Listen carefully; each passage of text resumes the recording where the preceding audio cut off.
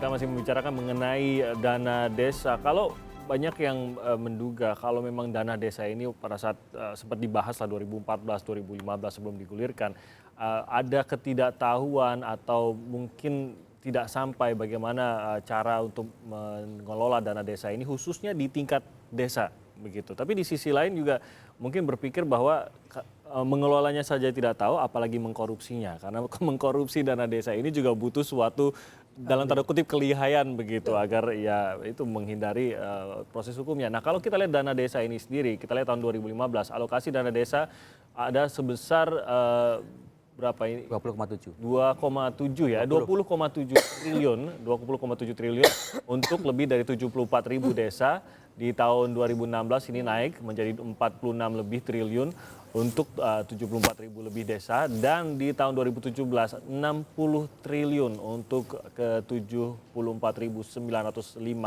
desa. Namun kalau kita juga melihat bagaimana data penyelewengan dari dana desa, ini beberapa kasus ada pada 8 Januari 2016 yang melibatkan 2 kepala desa di Jawa Tengah. Dana 20 juta digunakan untuk syukuran bersama warga.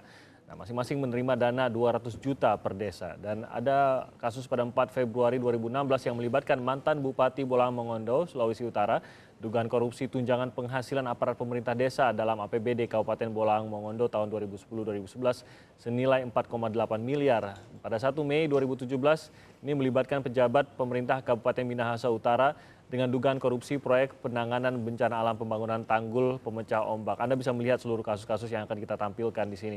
Dana desa sesungguhnya tujuannya tentu saja sangat mulia, apalagi kita tidak bisa menyamaratakan ujung timur dan ujung barat Indonesia, kebutuhannya apa, pembangunan seperti apa yang dibutuhkan, apa yang harus dimajukan dalam segi agraria dan lain-lain, sehingga dibutuhkan dana desa seperti ini. Tapi kerentanan penyelewengan ini yang menjadi sesuatu yang mengkhawatirkan. Pak Irani, apakah dana desa ini sebenarnya sudah bisa terbaca? Kalau memang seperti saya katakan tadi, untuk menyelewengkan saja sebenarnya butuh tanda kutip kelihayan begitu. Apakah dana desa ini sendiri sudah terbaca? Kalau memang mereka mau memainkan dana desa, maka sudah terbaca pola-polanya atau siapa-siapa saja yang terlibat dalam penyelewengan dana desa? Sebetulnya peta semacam itu sudah dibuat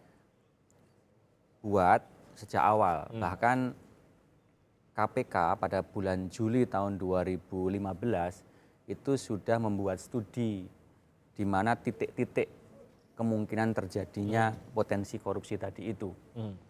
Kalau tidak salah ada 13 titik pada saat itu. Dan itu yang menjadi pedoman bagi kita bersama. Makanya kemudian lembaga-lembaga kementerian yang terlibat penuh, demikian juga pemerintah daerah, setidaknya melakukan 3 hal ini untuk memperkuat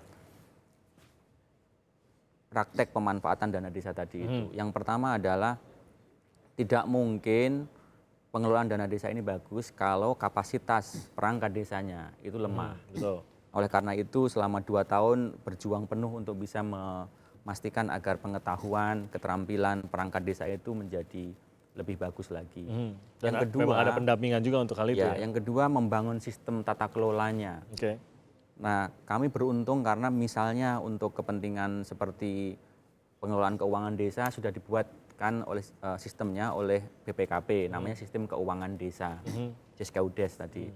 Itu yang menjadi pemandu bagi desa-desa di dalam mengorganisasikan administrasi keuangan juga program-program yang menggunakan dana desa maupun sumber-sumber yang lain. Oke.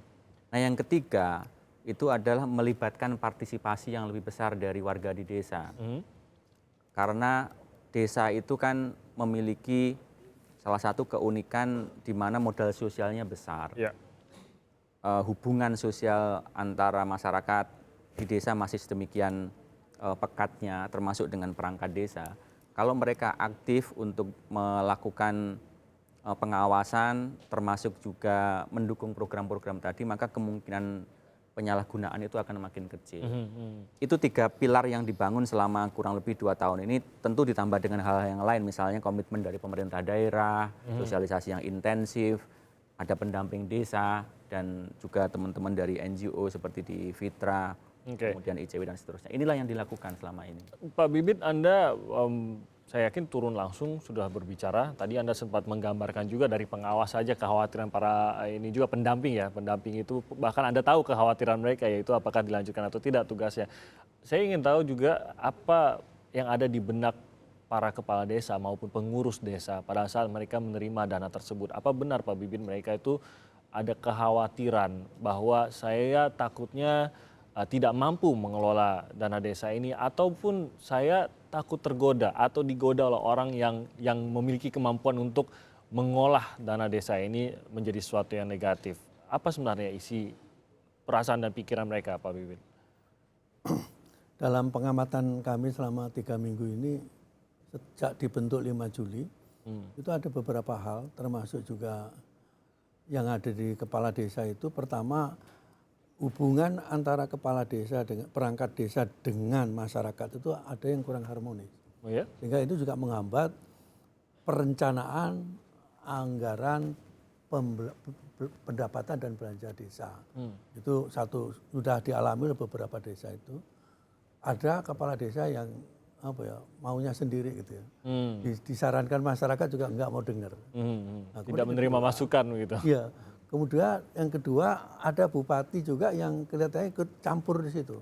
Padahal musyawarah desa itu menjadi dasar yang mutlak tidak bisa diintervensi oleh siapapun. Tapi bupatinya sangat terlibat begitu. Nah, karena mungkin janji pada waktu pilkada itu ya, kampanye itu akan saya buatkan ini. Nah itu dipaksakan untuk masuk dalam prioritas. Padahal arahan dari kementerian, dari menteri desa itu tidak masuk prioritas. Nah ini harus kita tertibkan ini gitu ya. Sehingga tidak seolah-olah dikambing hitamkan kepala desa. Itu banyak kaitan dengan yang lain. Nah kemudian juga pendamping itu juga harus berperan, harus diperankan dengan benar. Walaupun kepala desa pada waktu mungkin penataran, ada waktu pelatihan itu mungkin terngantuk-ngantuk gitu kan. Ini pendamping itu juga harus itu, dan untuk ini perlu ada pembicaraan antara Kementerian Desa dan Kementerian Dalam Negeri dalam meningkatkan dua-duanya itu, sehingga mereka harus diberi pengetahuan yang sama. Jadi bahkan sampai aplikasi praktis. Saya dengar juga seperti pendamping ini juga nggak sampai bagaimana membuat APB desa segala macam, nggak sampai dasarnya ke sana. Termasuk juga bagaimana mengelola diskusi di dalam musyawarah desa itu. Jadi bagaimana kita mengharapkan dari perangkat desanya bisa melaksanakan, kalau pendampingnya sendiri masih kebingungan begitu.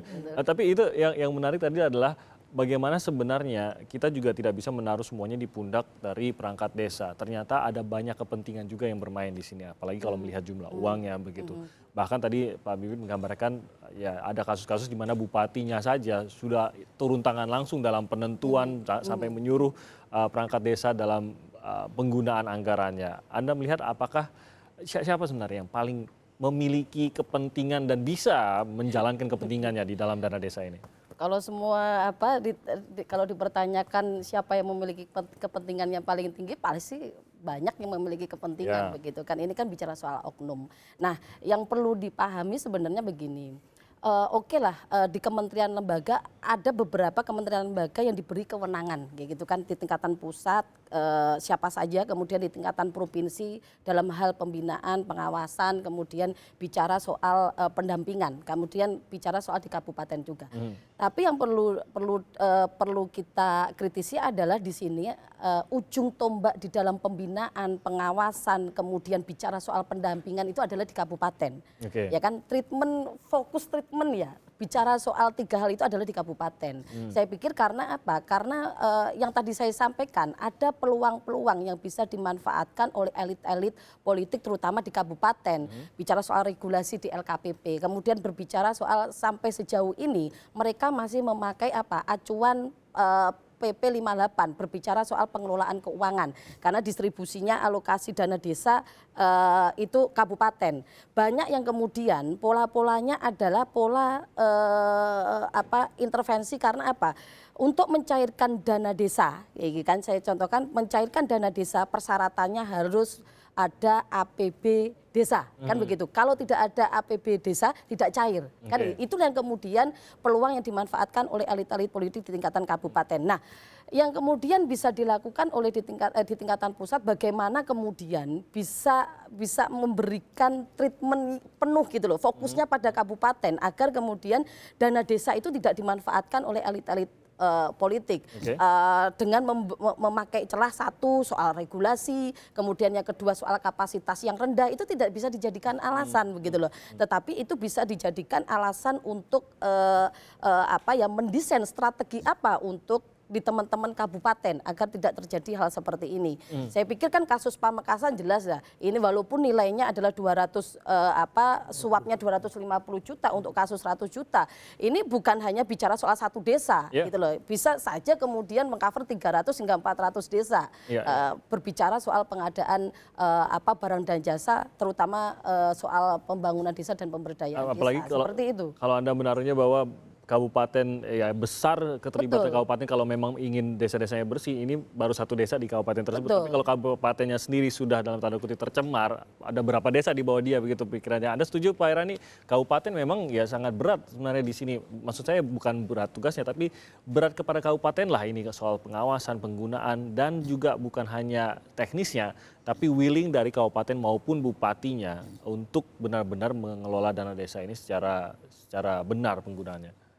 Ya, saya rasa peta secara keseluruhan kurang lebih berhasil tidaknya akan sangat tergantung dari komitmen dari pemerintah kabupaten tadi itu.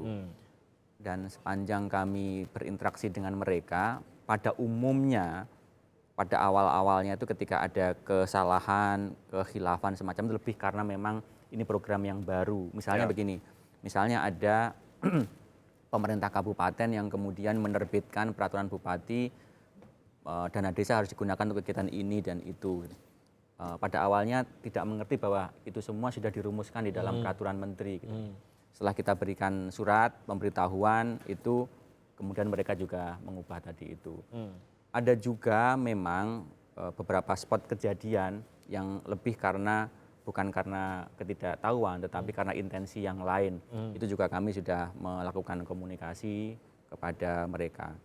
Nah, yang sekarang ini sebetulnya sudah bagus atmosfernya, karena dari banyak kami berinteraksi dengan pemerintah provinsi maupun kabupaten, hampir semuanya mereka sudah bergandengan tangan untuk memastikan program ini berjalan dengan mulus. Seperti 2 hari lalu kami dari Kabupaten Blora misalnya, itu bupati dan wakil bupatinya sedemikian besar komitmennya untuk mensukseskan ini, program-program yang didesain oleh peraturan menteri desa yang terbaru, itu mereka kompak menjalankan, dan itu sudah banyak hampir di semua wilayah di Indonesia. Memang jauh dari ini, tetapi kemajuan-kemajuannya itu bisa kita lihat, baik dari proses penyaluran dana desanya, kemudian yang kedua itu kualitas program-programnya, sampai kemudian nanti kepada proses monitoring yang lebih efektif yang memang harus terus kita lakukan tadi itu. Penggunaan yang baik di beberapa lokasi kita lihat memang berdampak langsung pada kehidupan dari warga desa tersebut. Jangan sampai juga ini akhirnya beberapa kasus seperti ini merusak penggunaan yang baik seperti yang sudah ada di beberapa daerah di Amerika tadi. Pak Irani terima kasih banyak, Bu Yeni terima kasih banyak, Pak Bibit terima kasih sudah hadir di Sapa Indonesia Pagi.